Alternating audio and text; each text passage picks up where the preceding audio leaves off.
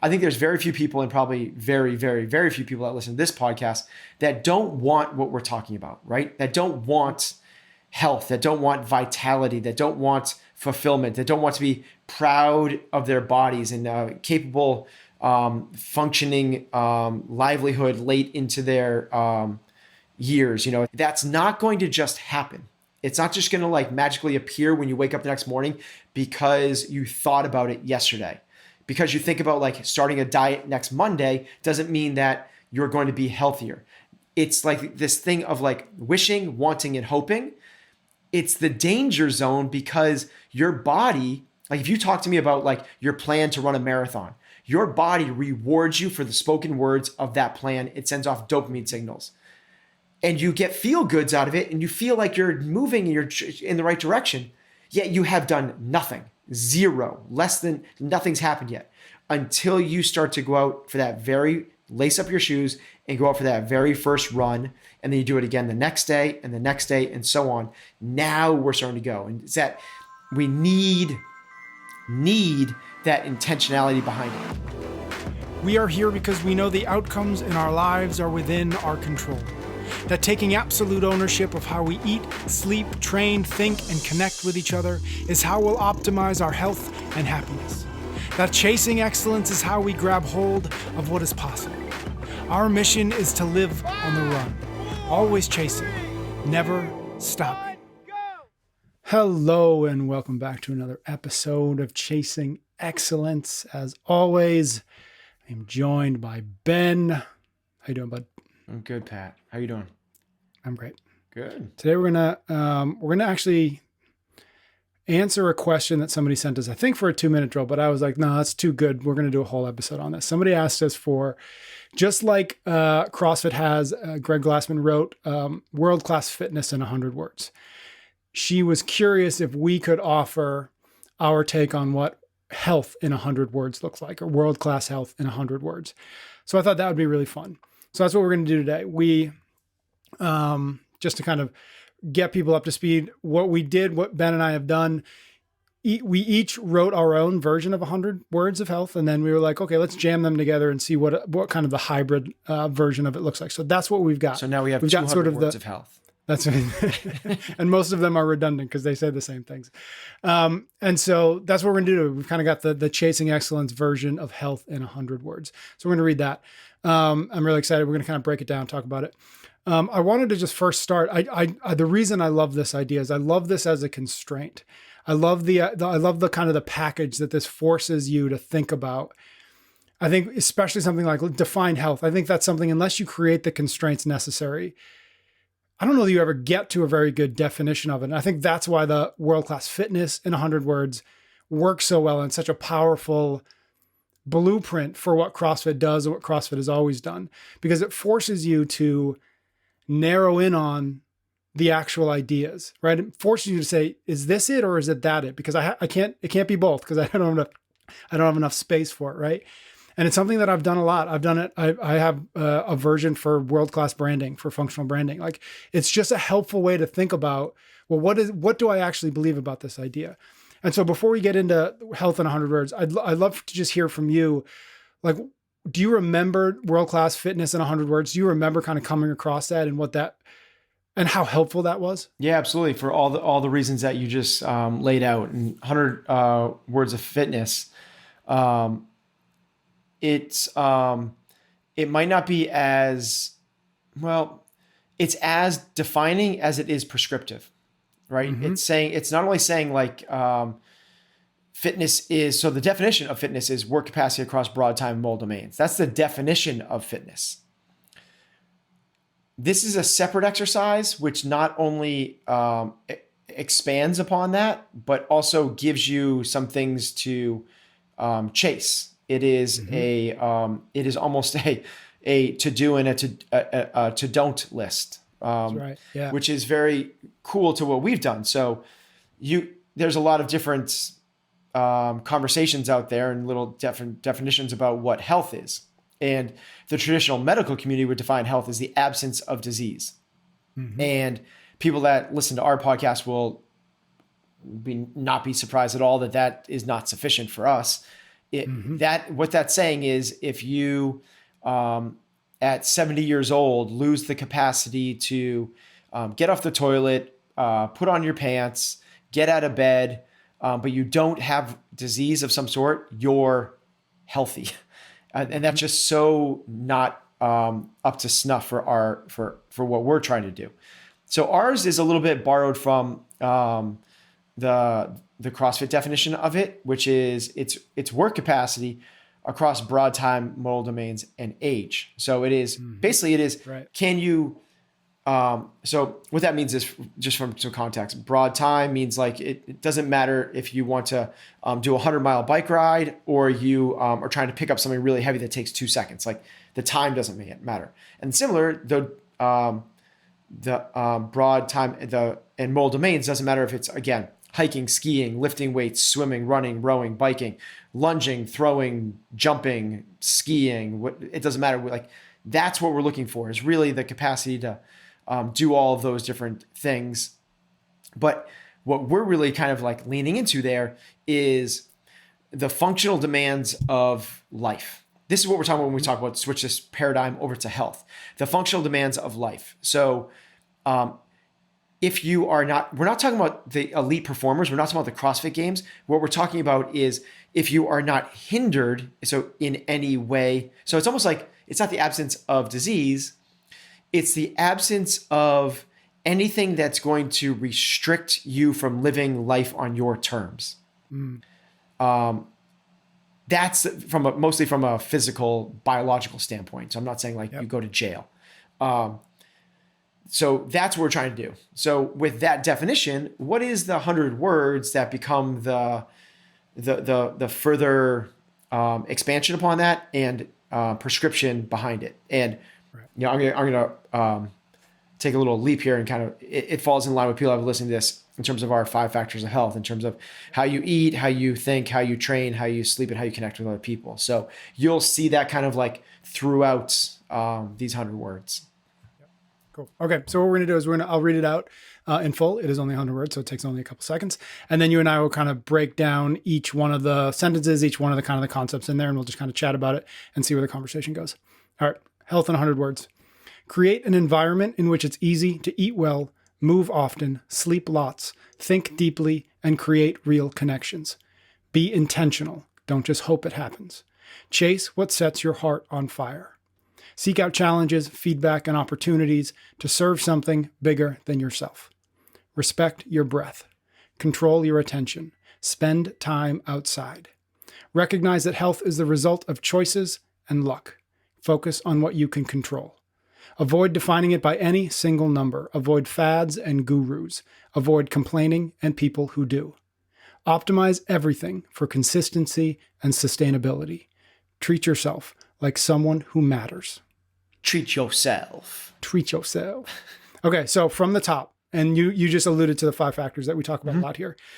Create an environment in which it's easy to eat well, move often, sleep lots, think deeply, and create real connections. The thing that sticks out to me is there are 2 things in here that I think maybe are worth unpacking a little bit. Things obviously we've hinted on, talked about a bit before.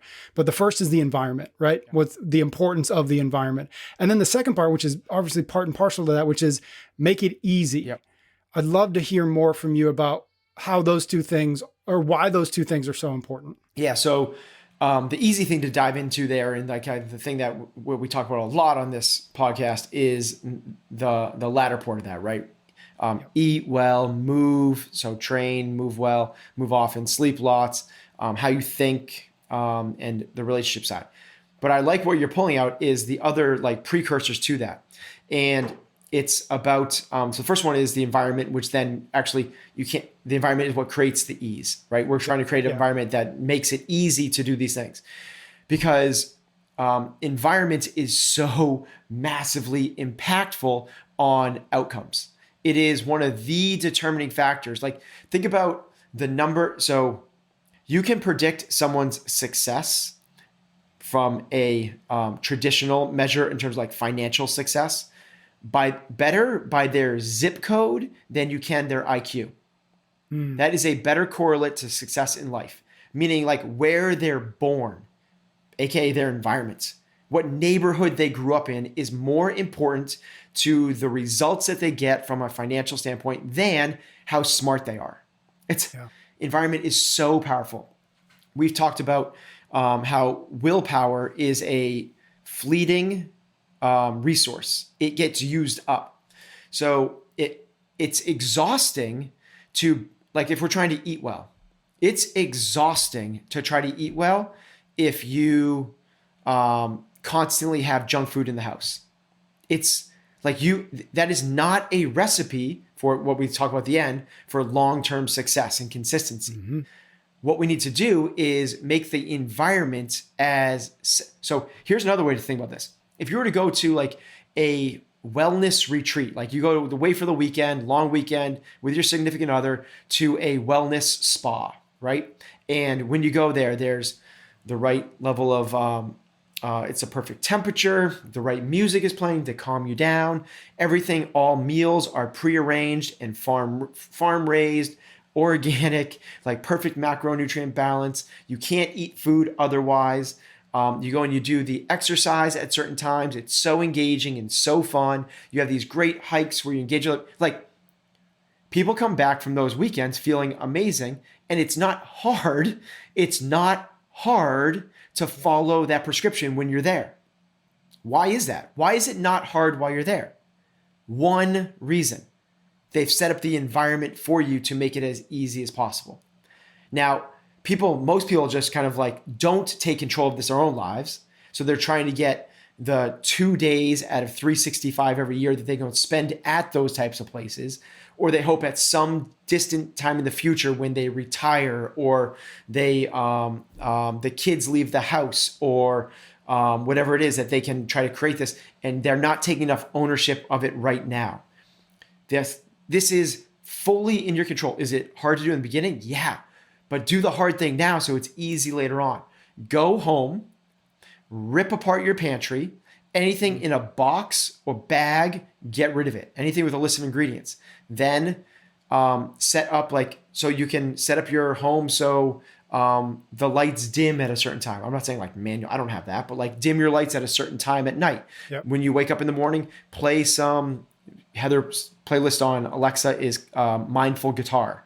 At night, it's nature sounds. It's so funny. Like Heather's Spotify gives you like your top 10 most playlists, and then like recommendations. All of Heather's are like soft rainforest, like tranquil ocean. It's like, because that's not saying that we're doing this perfectly, but we are getting to the next piece, and maybe this is a segue to it, but we are being super intentional with it.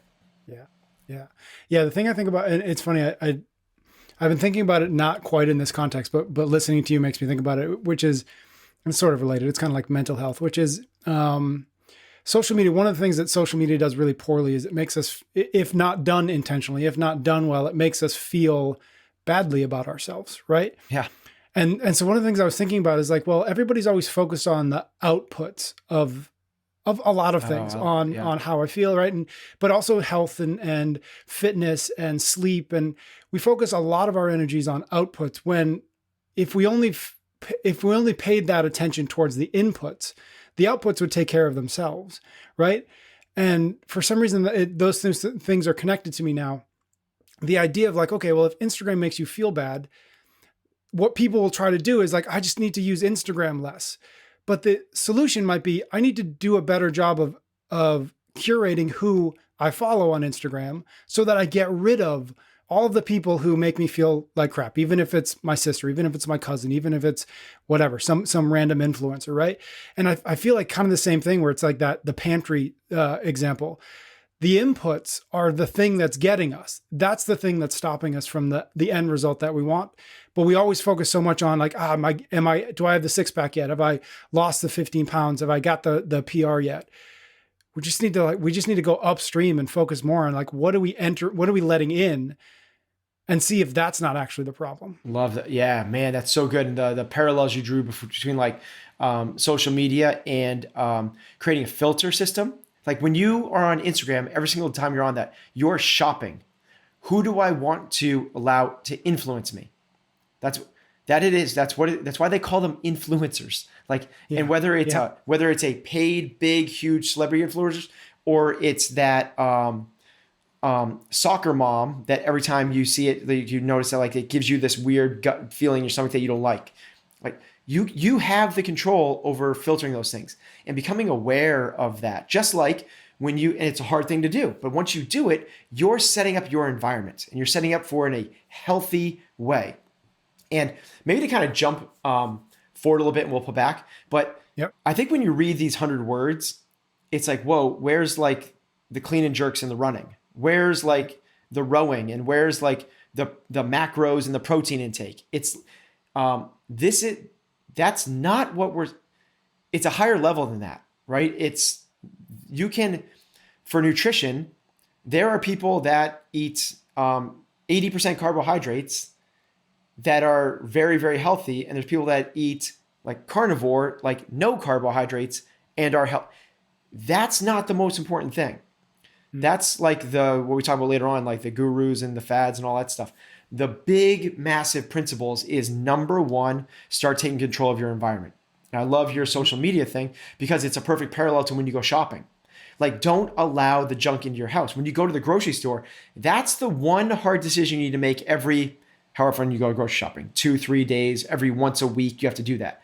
And then once it's not in the house, when you're having those weak moments or even just that temptation, it's not there. God, if there was junk in my house, I would eat it all the time. I would eat it all the time. But we figured out this hack, this thing, which is like, it's not an option.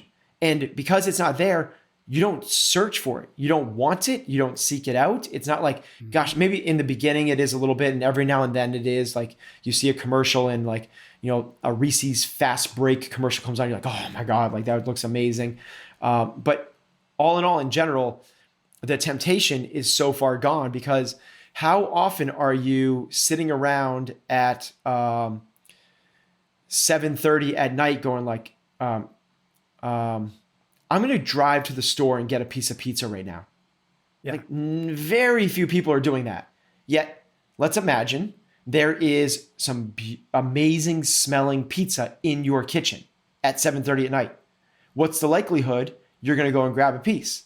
It's like, even if you don't want that much, it's like the likelihood goes up exponentially, like to the tunes of millions of a percent. It's not even measurable anymore. And it's a simple thing of controlling our environment.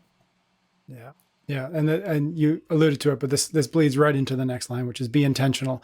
Don't just hope it happens, right? Just the first thing is, being intentional about the environment is what is it that I want at the end of this? And what do I need to set up? Like and it's certainly not my idea, but the idea, it's probably James Clear, the idea of like making it really hard to have a bad habit, which is what you're alluding to, right? Like make it really hard. If you want a piece of pizza, okay, but you're gonna have to get in the car. You're gonna have to drive 15 minutes. Right. You're gonna have to order. Like, if you really want it that bad, make it really hard. Right. And recognize like what is it that's not helping me, and what do I need to put in place to stop myself? This is the hard one though, because I love that you mentioned the James Clear aspect because it doesn't happen like that. Like health doesn't happen after you have one salad and start one meditation practice. It's not the way it works. In fact, even if you have salads every single day for the rest of your life, it still might not happen. If you go for a mile run every day, it still might not happen. It is the accumulation of these tens of thousands of little points. And that's why it's so hard for so many people because they go, look, I stopped eating sugar and alcohol and I haven't lost any weight. Well, that's a good start to it, but it's not the totality of it. That's like saying like, listen, I bought some dumbbells and I went for a walk and I'm not I don't have a six pack yet. It's like it takes a lot longer than that, and you have to. I shouldn't say that. I think there's very few people, and probably very, very, very few people that listen to this podcast that don't want what we're talking about, right? That don't want health, that don't want vitality, that don't want fulfillment, that don't want to be proud of their bodies and capable functioning livelihood late into their years. It's like It's not necessarily about lifespan. It's not about living to 120. It's about health span. It's about take the same lifespan, call it 85 if you want to, and living like vibrantly right up to that day that you finally kick it. Like that's what we're chasing. That's not going to just happen. It's not just going to like magically appear when you wake up the next morning because you thought about it yesterday. Because you think about like starting a diet next Monday doesn't mean that you're going to be healthier. It's like this thing of like wishing, wanting, and hoping. It's the danger zone because your body, like if you talk to me about like your plan to run a marathon, your body rewards you for the spoken words of that plan. It sends off dopamine signals. And you get feel goods out of it and you feel like you're moving and you're in the right direction, yet you have done nothing, zero, less than nothing's happened yet until you start to go out for that very lace up your shoes and go out for that very first run. And then you do it again the next day and the next day and so on. Now we're starting to go. And it's that we need that intentionality behind it. I have a few massive principles in my life and intention is one of those things. You get what you move yourself purposely towards. If you want a better relationship with your spouse, you have to be super intentional with that. It's not just going to happen in 10 years from now. It doesn't work that way. There's not magic pixie dust that's going to fall from the sky and all of a sudden now you're like, it happened. You have to go and do the acts. It's literally action trumps all. And that's what this is about is you got to do it. So going back to the first one, we've talked about the eat well, even the exercise one. So that's why like CrossFit gyms work because like you don't have to like during quarantine, everyone figured this out. Like they worked out at home, man, it's a lot harder to motivate at home. And when they went back to the gym, they were like, whoa, I lost so much fitness. It's because it makes it easy to stay fit inside the walls of a CrossFit gym. That's what it is. That's why they exist. That's why people are talking about it's gonna be all Peloton and mirror and home gym stuff. No, it's not. Because you can get some level of fitness there. You're not going to get it totally until you get to this group environment. It matters, it matters, it matters. The group effect is real. So get in the right environment. So what's that mean in terms of like, if we're going to be intentional about that, what's it mean for the other ones, like sleeping lots? If you want a better sleep, you don't just go to bed thinking like, I hope I sleep better tonight. I hope I sleep better tonight. You have to institute new practices and see what works and what doesn't. You have to play with different temperatures. Do you sleep better at 68 degrees or 62? Most people are in that range. Do you work better with blue light glasses before you go to bed or staying off of screens entirely because it's not the blue light, it's actually the stimulation of being on a device? Do you work better with some sort of white noise, sleep noise or not? Or do you work better with a fan or do you better with no noise at all? Do you do better with windows open or windows closed? Is it better if you take a shower before you go to bed or not? Like you have to be intentional with these things. Better sleep doesn't just manifest itself at some point. In fact, what happens to most people is their nutrition, maybe not nutrition. Nutrition tends to get better as we age in general because health declines, people take more care of their bodies. But most of these other things start to fall off. As we get older, the connection fades because we get more isolated. We're no longer in school. We're no longer with our sports team. So the connection starts to fade off. Our thinking fades off because we're not challenged academically or professionally. Our sleep gets worse because our hormones aren't the way they were. We're less active because we're not running around like toddlers and teenagers. It's like we have to be intentional with these things. If we can't do that, we can hold on to our lifespan. Like I'm very confident that what we're talking about here is the prescription for better health. You know, when you start to lean into all of these different research, and yeah, there's mitochondria, and there's telomeres, and there's what happens at the cellular level, and there's RNA and DNA, and what happens at the perception and receptors of cells, and it's really fun and exciting biology to dig into. When you pull it back, you know what all those guys then talk about? Exercise more, eat better, less calories. Sleep really well. I mean, it's all the stuff that we're talking. This is the life hack. Everyone wants to go to like, infrared, like infrared lights and, saunas or some sort of like keto diet. And it's like, it's this stuff. This is the jam. The next one I really like because it kind of takes a left turn, but in a way that I really love. The next line is chase what sets your heart on fire, which is obviously something we've talked about a lot. But talk to me about where you see or why you think passion is such an integral part of the pursuit of health. So it basically comes down to stress. Like if you were to like optimize for one thing in your life as human beings, and you had like sleep, you had like nutrition, you had exercise, and you had stress, I would advise everyone to go towards the stress one. Stress will manifest itself as disease in a more pronounced way than almost any of the other factors can affect. Stress is so powerful. I just kind of alluded to like the cellular level. So you have trillions of cells on your body. Each of those cells has a receptor on the outside. Think of it as like a skin, just like your body has a receptor on the outside of it called a skin. And when you go outside and it's cold out, your body perceives the environment. It perceives the cold through your skin. It goes, hey, body, it's cold outside. Kick up your metabolism so you stay at 98.6 degrees. So there's a receptor and there's an effector. The receptor is your skin. The effector is your metabolism. Every cell in your body works the same way. It's interpreting your environment. And it's trying to, when it interprets it, what it's doing is it's perceiving the environment. It's not the environment. It's the perceived environment that changes the epigenome.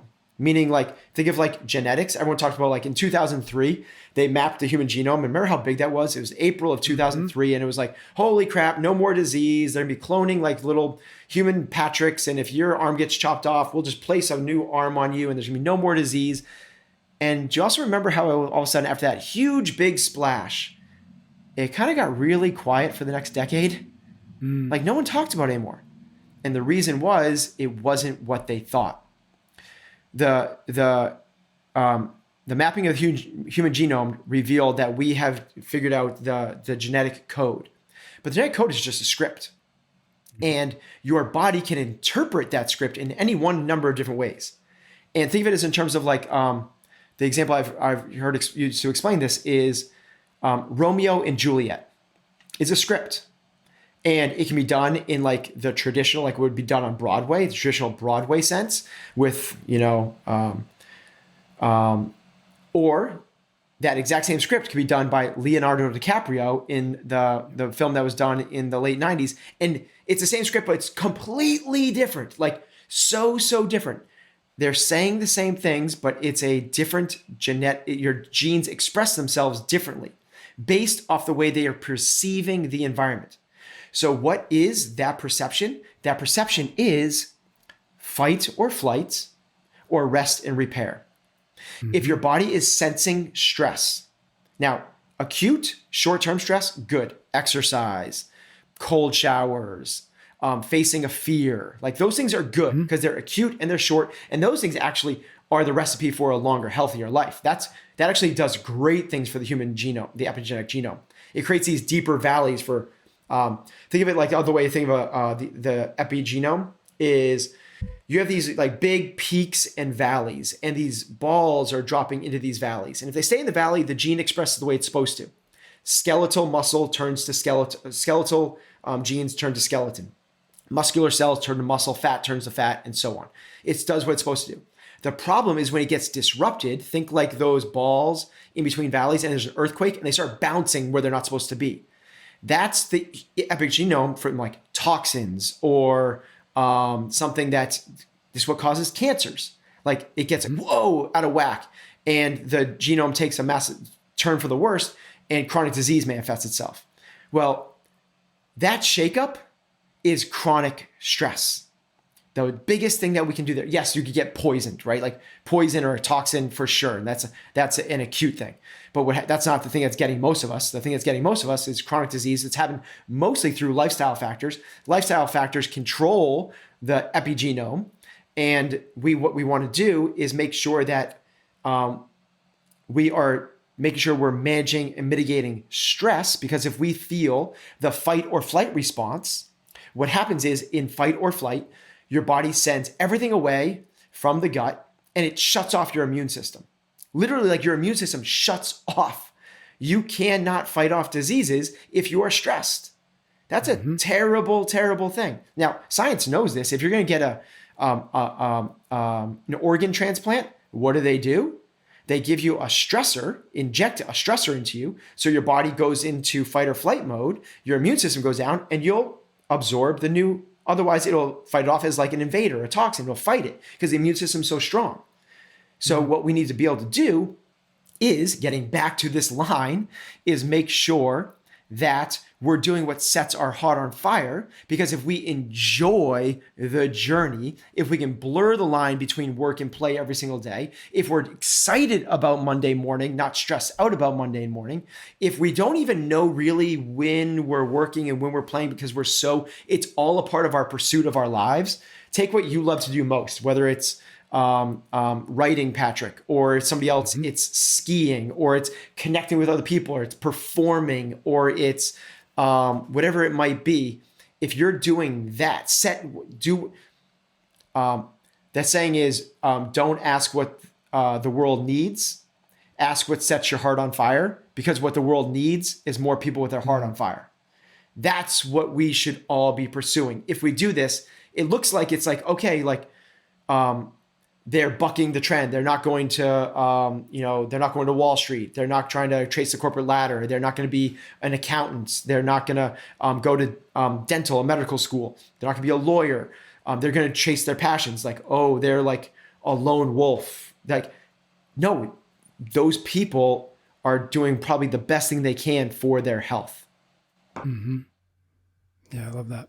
I keep thinking about, we started this conversation about maybe the classic definition of health being the absence of disease. And as we keep talking, I keep thinking about like, okay, if it's not the absence of health, it's the presence of fill in the blank, right? It's the presence of vitality. It's the presence of passion, right? And that to me is a better definition of health than the absence of anything, but it's the presence of, right, whatever that right word is. Yeah. I love that. It's we can fill in the blank, but it's that the presence of passion, excitement, joy, engagement. Like,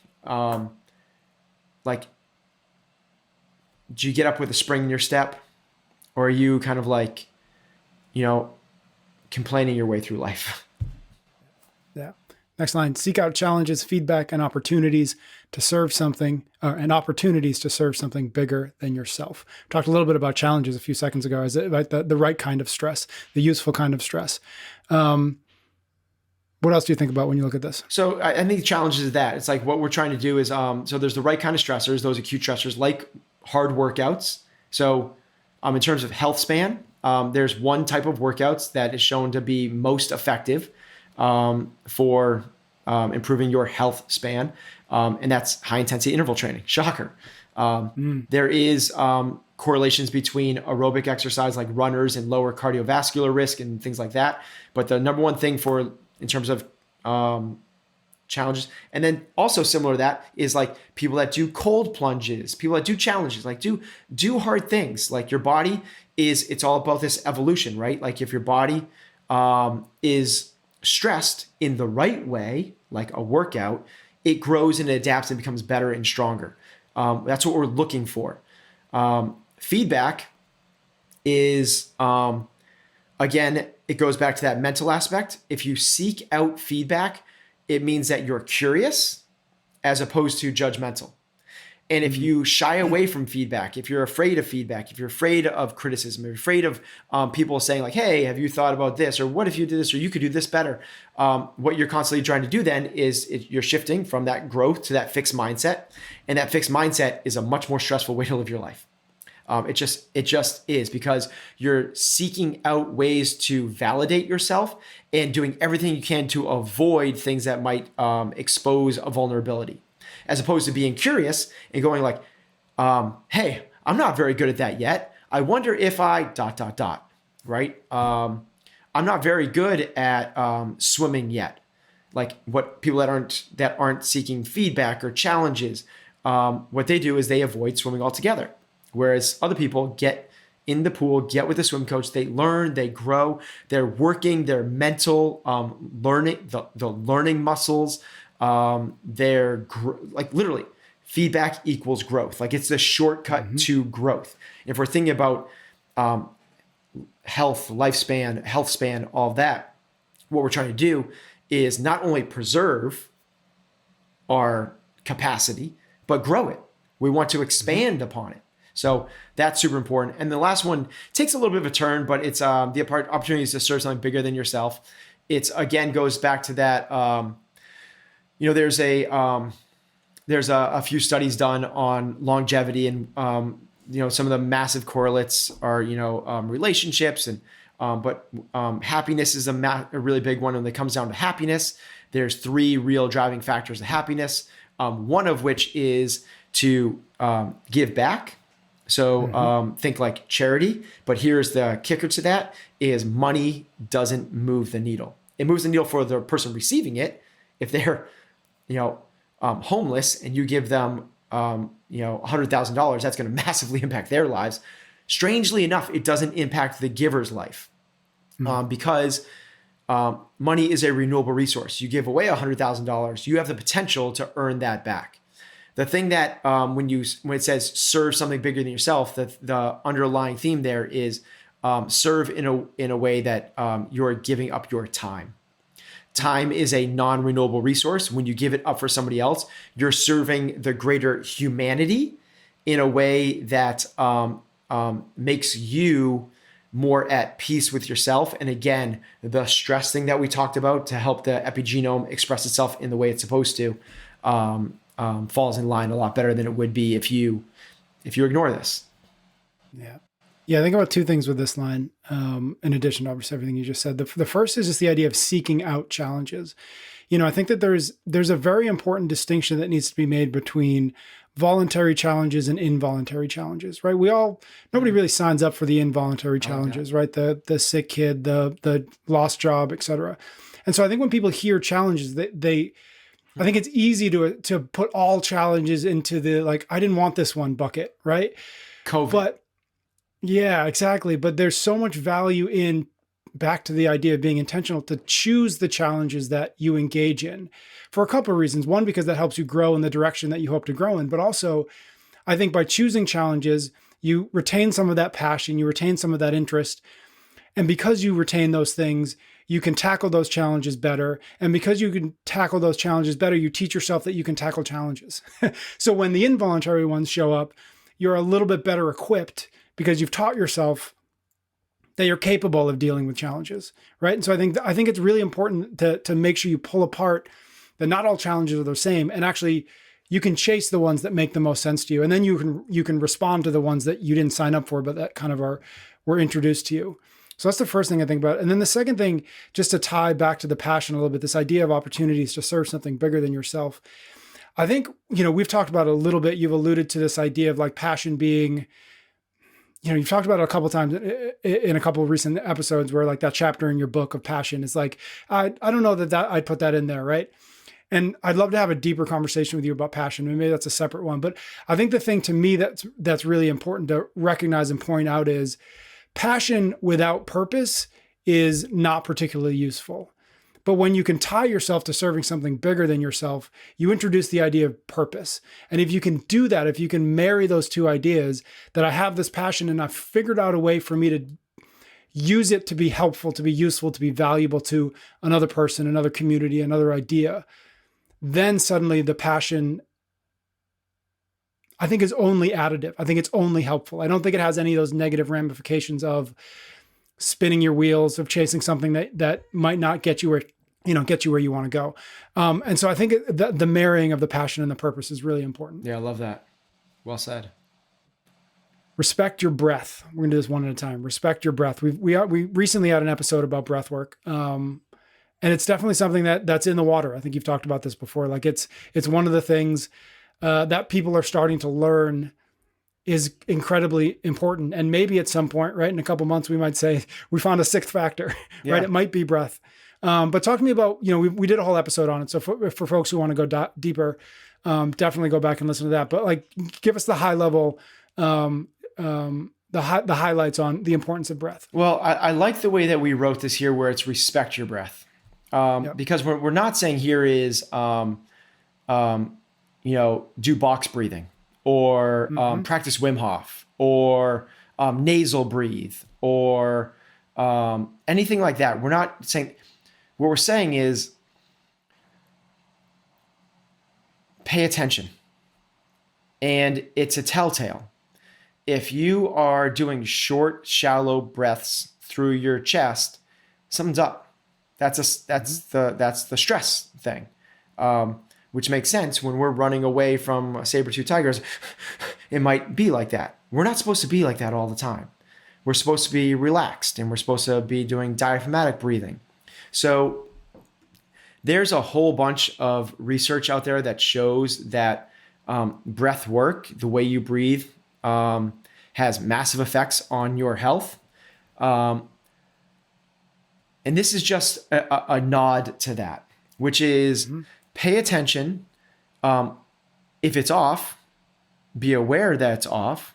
Try and bring some intentionality back to the breath. And then maybe even pick up a breath practice, which you might, whatever that might look like, whether it's meditation, a box breathing, some sort of like Soma or Wim Hof or whatever it might be. Because breath is two things. It's a lever that you can move to help tweak your health, but it's also like a telltale meter. It lets you know if something's out of whack. If you get shortness of breath, if you get tightness in your chest, that's a sign that we're in the sympathetic nervous system, that fight or flight, and we need to be pulled back into the parasympathetic, that rest, repair, rest, digest. So that's the idea behind the breath one. Have you guys started to do any, I know we talked about it in the episode about your athletes, the comp trained athletes and breath work. Have you instituted, have you thought about how to bring breath into in the CrossFit New England end of things? And if so, like what, if anything, have you kind of tried to dabble in? So dabble is probably the right word. We've dabbled even on the elite side. We've been dabbling in breath work since about 2016. Very lightly. And this year, probably more so than we ever have. It's like a little more intentional, a little more part of the regular program. And then with CrossFit New England, it's again, we just kind of, have dabbled, with my classes, particularly that I coach, the 8:30 class. We've, practiced with it, less than a handful of times, in the total existence of the gym. It's a thing that we've exposed people to, but, and when we do, people are kind of into it. But it's not something that we put into as you said, it's not one of the 5 factors right now. Yeah. Got it. Cool. Next one, control your attention. So I think this is a little bit to do with intentionality, but it's, again, like you've said this so well. It's like, I think that, I love the idea of like controlling your attention. It's like what we pay attention to. First off, it's like the frequency illusion. Like, if you're going to buy a new Honda Civic, all of a sudden you see Honda Civics everywhere. Like, so if you're focusing on negative things, if you're focusing on how your wife is controlling, if you focus on how your kids never listen to you, if you focus on how your boss never respects your work, like that's what you're going to see. You're going to see that everywhere. And that's not a great way to navigate life. Like, what you want to do is, again, set up your environment in a way that's healthy and productive. And we know that a healthy, productive mindset is one where people believe that the future is brighter than the past, that optimism. And if you pay attention to being an optimistic person rather than a pessimistic person, you actually change. Again, it's a psychobiological model, right? Your mind is actually controlling what's happening on the cellular level inside your body. Yes, there is we alluded to this already. Yes, there is some catastrophic things that could happen. Yes, there are genetic things that I'm not saying like if you focus on being 6 feet tall, you'd be 6 feet tall. It's not doesn't work like that. That's how I got that. Yeah, that's how I got it. You have a more powerful mind than I do by about 3 inches. So it's but your attention really matters. Attention, intention, perspective, like understanding your thoughts, like just the awareness of your thoughts and the awareness that you really don't have control over your thoughts. But the moment you realize that you have thoughts, you're elevating yourself out of what mystics or like spiritual people or Eckhart Tolle would call like the unconscious, right? Mm-hmm. The unconscious mind is we're navigating life through just set default motor patterns that are based off of experiences, and we are prognosticating future events based off of those past ones, and we're really we're living in the matrix. We're living in a false paradigm. It's not real. And the moment you become aware that your thoughts in your head are not actually you, that's the first step to enlightenment, awokenness, which would be ultimately where you live with no stress.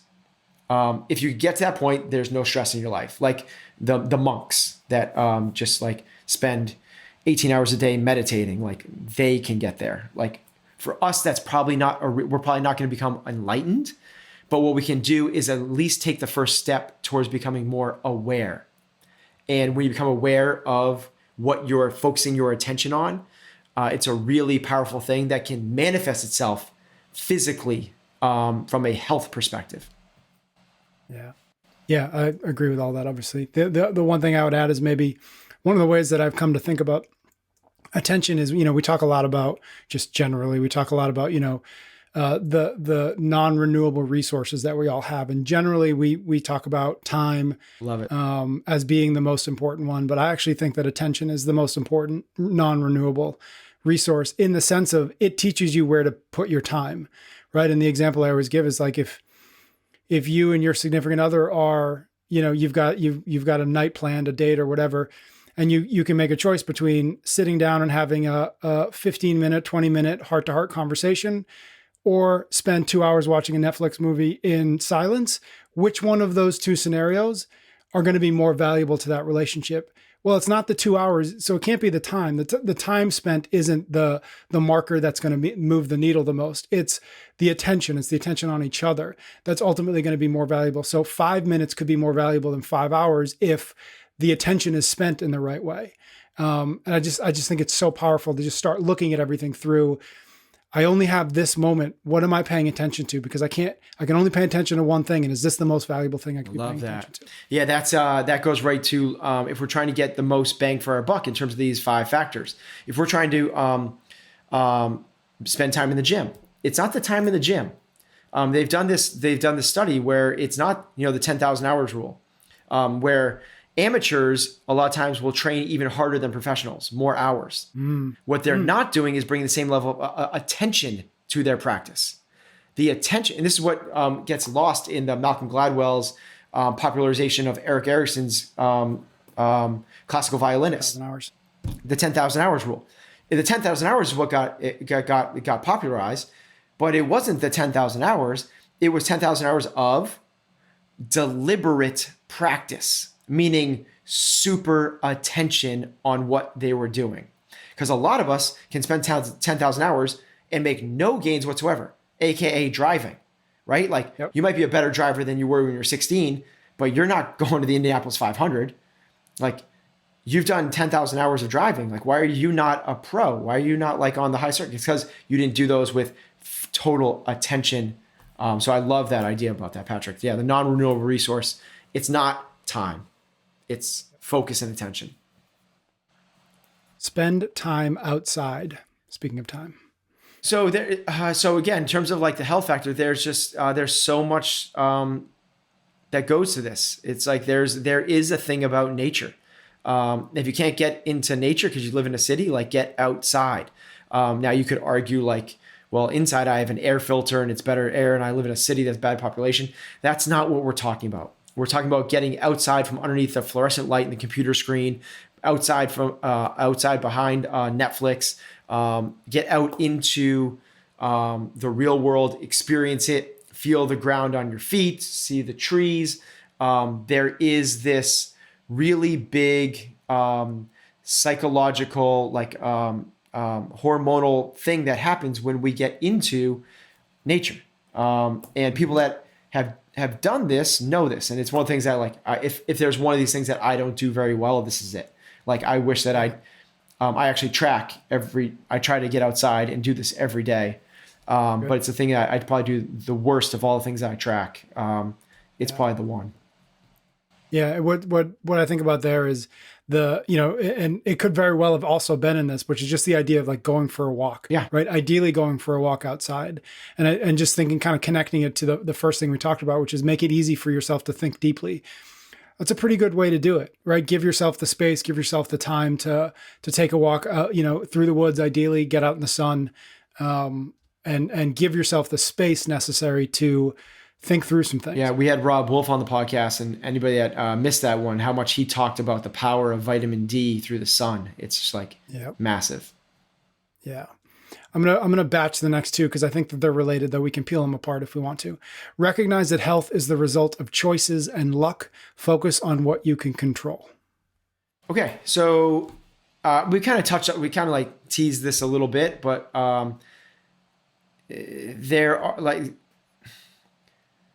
as much as you focus on these things, if you create the perfect environment and you live these factors perfectly there's still the chance that you might get hit by a bus. Like, if you get hit by a bus, and you spend the rest of your life in a coma, like that's bad luck. Like, same thing with, like, you might have been born with a genetic disorder. Like, that's like, there is a measure of luck to this.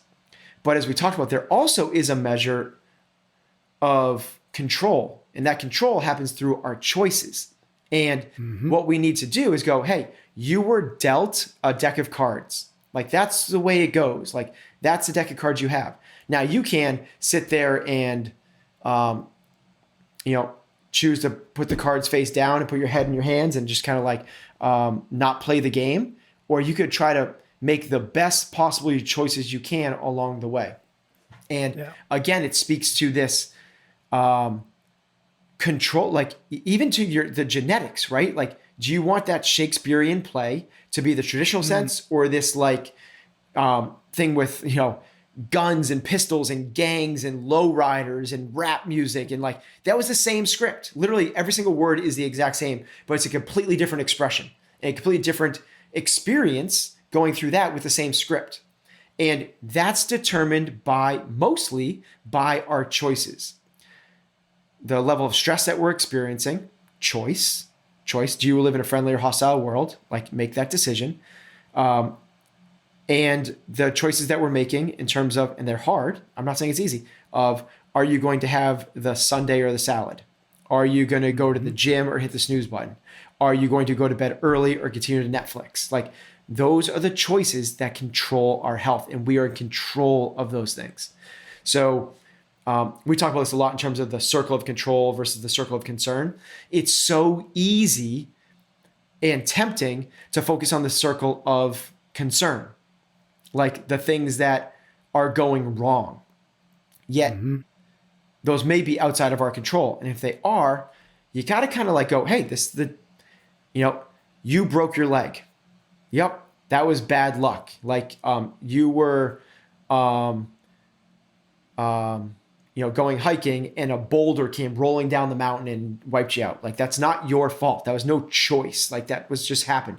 Now that you got your broken leg, now it's time to make more right choices with that deck of cards, and just constantly evolving and navigating the life with the best choice that we possibly can, and then let everything else fall off your shoulders. Yeah. I think for me, the thing that sticks out here is just, I think it's really easy with thinking about health, and maybe it's not, it's not us. It's not often CrossFitters. It's probably not people listening, but this idea that like health is all luck. It's all a crapshoot. It's all, we don't have any control over it. My mom was overweight, so I'm overweight. Right. And I think I think it's really important to recognize that there is some of that. It's not, you're not crazy, but let's back to the idea of attention. What are you paying attention to? Are you paying attention to the things you can't control? Or are you paying attention to, even if it's a small sliver that you can't control? And every time you pay attention to the luck side of things, you're taking away from your ability to affect change in the areas that you do actually have control over. So think about the things that could potentially take our life, right? So you're hit by a car. That's a traumatic thing. You are poisoned. That's a toxic thing. You are born with a genetic disorder that shortens your lifespan. Those are completely outside your control and a matter of luck. They just are. But the one that's going to take the majority of us do not die from car accidents, genetic diseases, or poisoning. That's not how most of us are going. Most of us are going because of chronic disease. Chronic disease is not luck. Chronic disease is a choice. It is literally, you can choose to have or not have chronic disease. It is 100% determined by lifestyle choices. Type 2 diabetes is a chronic disease.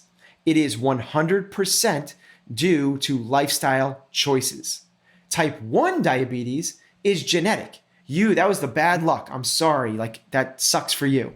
That's something you need to navigate on your own. So that's the understanding.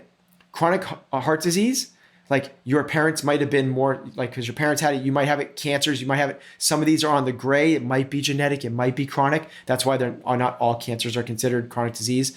But certain ones are. There are certain ones, like lots of lung disease is a choice of smoking. Like, it's just a matter of, and now it could be even like a choice of like where you choose to live. Is there radon in your home? That's the number 2 cause for lung disease. So they're choices. Like, and understanding that is so powerful, because to your point, it gets rid of this, like, I was just unlucky that I got type 2 diabetes. Like, the moment that you start doing air squats and start eating processed carbohydrates, you no longer have type 2 diabetes. Type 2 diabetes comes back again when you live a sedentary lifestyle, when you choose not to get off the couch and you decide to have the sugary meal. Choices, bro. Avoid defining it by any single number. This is something that I learned from EC. So EC, Sinkowski, who we've had on the show. She and I have another podcast called The Consistency Project. And that's one of the things that she talks about a lot is the idea of like stop. And it's usually weight, right? It's unfortunately always weight. It's always the weight on the scale. And the idea being like, that's important. That's a factor. That's a thing that we need to look at. That's a metric worth paying attention to. But don't be so simplistic. Don't be so reductive as to think that that's the only thing that's going to be the determinant of healthy or not healthy. Yeah, it's the I like the fact that we have these 5 factors of health, right? Because almost by definition, you can't focus on one thing. Like, if your mile time is going down and down and down and down and down, that's good. I want that for everybody to a certain extent. But what I want to do is almost I'd actually encourage people to like step away from numbers a lot in general anyway. You know, as much as we want measurable, observable, repeatable data for our workouts, as much as we want to, weigh and measure our food and stuff like that, there's a point of diminishing returns. And there's a point where it's no longer healthy, and to the point where you get so fixated on one of those things that you're actually doing more harm than you would be doing good if you didn't otherwise. Case in point, like weight on the scale, right? If you're so fixated on weight on the scale to the point where it causes a eating disorder, that's not a healthy practice for us. Now, weight on the scale is a big thing that people should be paying attention to, particularly if you're over 100 pounds overweight. That is the one thing I would have people do. I think that person losing 50 pounds can have more beneficial health effects than anything else. That's for that individual. But once that individual gets to a healthy weight range, that's no longer the factor. It's going to be the host of other things. How did you sleep last night? Because when you fixate on one, you're by default negating the other five. So, the other four, I should say. So the importance here is absolutely is what you said, is take the whole picture. It's not optimizing one, it's optimizing us. Yeah. Avoid fads and gurus. It's just, it's kind of, I don't, yeah, it's kind of like, it's just like, what else is there to say, right? It's like, there's all these things that are, the next thing is going to come. Zone diet, then paleo, then macros, then keto, then intermittent fasting. Then it's like, yep. Okay, what are the through lines? Yeah, what are the principles? Yeah, exactly. What's the principles? So same thing with gurus. If you want to find somebody that you trust, that's awesome. I love that. Like there's people that are my go-tos. But if it's the next guy with the next greatest thing, be weary, particularly if it's if there's revenue associated with what they're pushing. Yeah. I have a friend. You may know him. His name's Darren. He opened the first CrossFit gym in New Zealand, Darren Ellis. And he says something, I've worked with him a little bit, and he said something that I love, which is like, seek out guides, not gurus. And that's a big distinction. That. And maybe it's hard to figure out, but like, you've got to start figuring out who is, like, EC is a great guide. I think you're a great guide. That's different than a guru. A guru, kind of to your point, is like, hey, I've got the new latest thing for $32.99, whatever. I can give it to you, right? Billy Blanks with like the Taibo boxing, right? It's like, yep. There's the next thing. Yep. Yeah. Yep. Suzanne Summers with the Thigh Master, exactly. Right? Like, yeah. So guides, not gurus. Avoid complaining and people who do. We've certainly talked about complaining a lot on this. Yeah, that's again, like, just goes to like this, the environment thing. And what we're trying to do is create an environment where we see the abundance in our lives and not the scarcity. Yep. We see the the get-tos instead of the have-tos. And if we're around people that are complaining, are they a fountain or a drain? And you want to surround yourself with fountains, not drains. Yeah. Yes. I mean, unsurprisingly, a lot of these things are connected, right? So there's the environment part of it, but there's also the stress that you spoke so much about, right? People who complain create stress, right? They create stress in other people because they feel stress themselves and they feel like that somehow unloads it. But really what it's just sharing the stress. And then when people complain, well, where does your attention go? To the things they're complaining about, right? It's like they walk around saying red cars. Yeah. And all of a sudden, well, shit, yeah, and I'm looking at red cars. Yeah. To the point, it's like, if you do that, you're going to continually see obstacles. And obstacles are hard, are hard. Obstacles suck unless you see the same exact thing, but it's an opportunity. Right. And, when COVID hit, there was a lot of obstacles for a lot of people. Some people reframe those as opportunities to spend more time with the family, to work on your routines, to eliminate toxic people from their lives. Like, there was opportunities within every single one of these so-called obstacles. And if you surround yourself just with the people that see the obstacles, you're going to have a hard time seeing them as well, because they're going red car, red car, red car, red car. Optimize everything for consistency and sustainability. So, and we talked about this a little bit earlier, you going for 1 mile run is better than going for a 0 mile run. But what really matters is that 1 mile run is not going to make you any fitter. What makes you fitter is that 1 mile run done 3 days a week for the next year. Choosing the salad over the sundae is the better choice right now, but it's not going to make a difference in your health a year from now. It's the consistent choices along the way.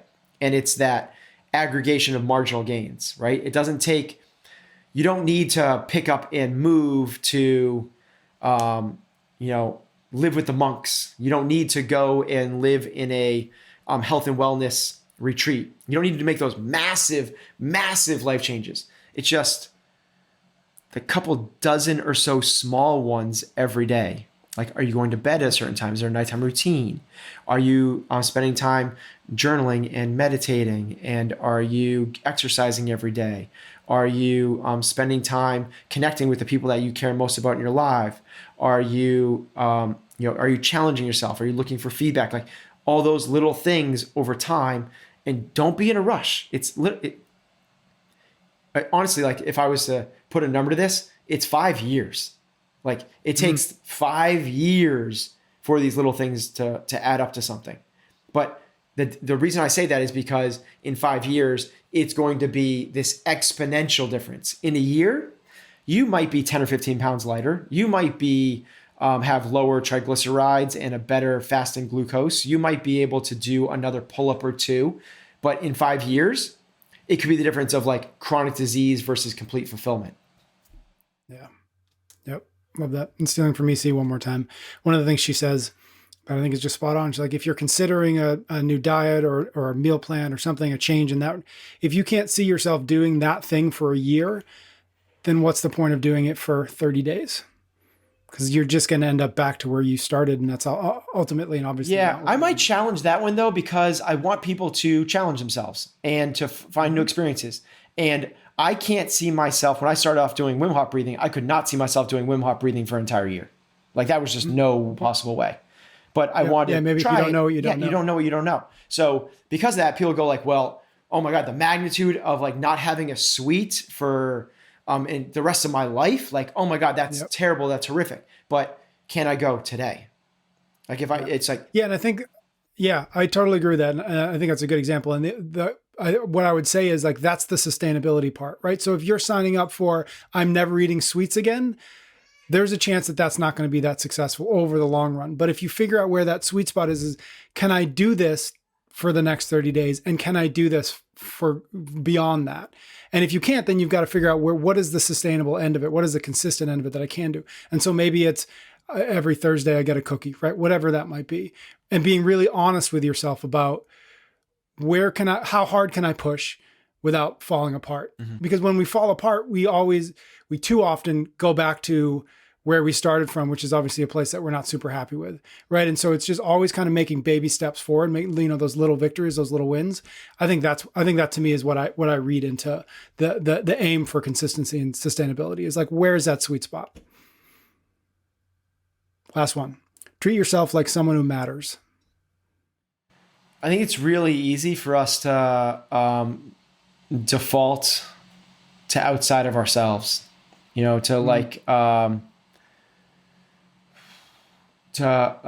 put others, so this might be a strange and obscure example, but Tony Blauer, who's the self-defense guide, not guru, in our space, and really like Blauer tactical, like the guy's legit. Like he's really legit in terms of like self-defense, and he works with everyone from, special forces to first responders to MMA to like regular people every day.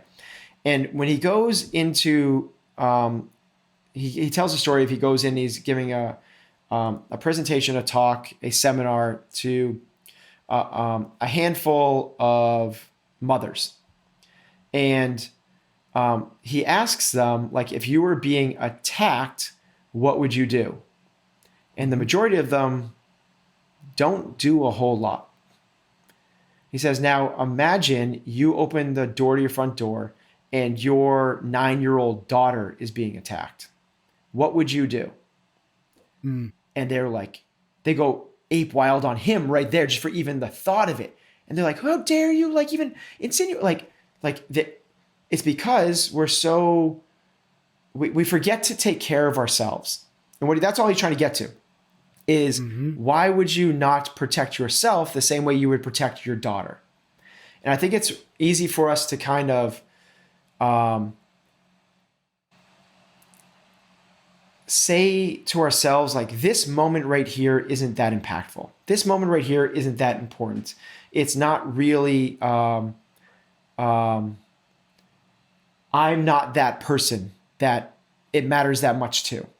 Yes, Tom Brady should eat that way. Yes, Tom Brady should sleep a certain way. Yes, Tom Brady should get body work done, but not me because ... Yes, there are other people that should do meditation. Yes, there are other people that should do this. And we're not treating ourselves. And by the way, this is not like an income thing. We could do all those, like you can eat really clean and you get body work done, foam roller, all done really easily for yourself. But yet we kind of just default like those other people are at a higher level than me. They deserve that thing, or that matters more for them. And we don't take the initiative to do these things for ourselves. Mm-hmm. Mm-hmm. I love that. I don't think I have much to add to that. I think it's a good place to wrap up. That was really fun. Thank you, Ben.